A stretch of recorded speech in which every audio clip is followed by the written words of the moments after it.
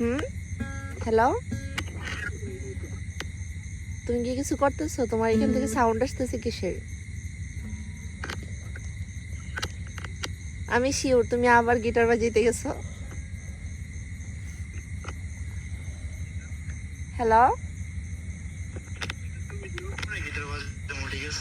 কথা বুঝি না, বলতেছি তুমি, আমি শিওর যে তুমি আবার গিটার বাজাইতে গেছো। আরে ওইগুলো কোনো ব্যাপার না, বুঝছো? তোমার সাথে কথা বললেই আমার ওইটা দাঁড়িয়ে যায়, বুঝছো? দাঁড়িয়ে যেতে তাহলে একটু একটু শুরু করে দাও না, একটু গিটার বাজানো শুরু করে দাও। উফ, জান, সেই লাগতেছে।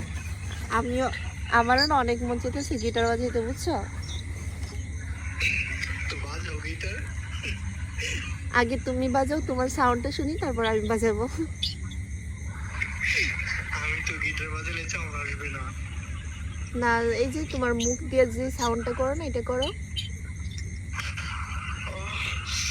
ইস, জান, তোমাকে দেখলে আসলে অনেক ভালো লাগে, বুঝছো? তোমার একটু ওইটা ছবি তুলে দিও, আমি আজকে আর একটু গিটার বাজাবো, বুঝছো?